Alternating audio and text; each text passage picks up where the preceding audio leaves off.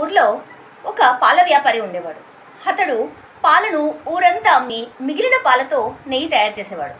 అతని భార్య ఆ నెయ్యిని ప్యాకెట్స్గా కేజీ కేజీ ప్యాకింగ్ చేసి పెట్టేది.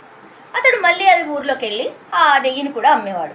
అలా రోజు ఒక షాప్లో, కిరాణా షాప్లో ఇచ్చేసి దానికి బదులుగా కొన్ని బ్యాళ్ళు, పప్పులు, బియ్యము అలా తెచ్చుకుంటుండేవాడు.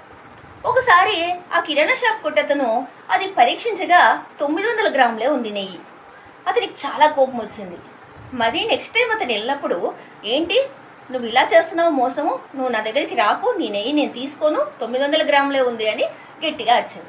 అప్పుడు అతడేమో, అయ్యా మేము బీదవాళ్ళమే కానీ మోసం చేసే వాళ్ళమైతే కాదండి, మీరు ఇచ్చే చక్కెర ప్యాకెట్తోనే నేను దాన్ని కొలిచాను, నా దగ్గర కొలవడానికి తూకం వేయడానికి ఏమీ లేవు, సో నేను ఆ చక్కెర ఎంత ఉందో అంతే నేను నెయ్యి తయారు చేస్తూ ప్యాకింగ్ చేస్తూ ఇచ్చాను, అందరికీ అలాగే ఇస్తున్నానండి అన్నాడు. అప్పుడు ఆ వ్యాపారి తన తప్పు తను తెలుసుకున్నాడు, తనే మోసం చేస్తున్నాడు. సో ఫ్రెండ్స్, మనకు తెలిసేదేమంటే, మనము ఎదుటి వారికి ఏమిస్తే మనకు అదే తిరిగి వస్తుంది.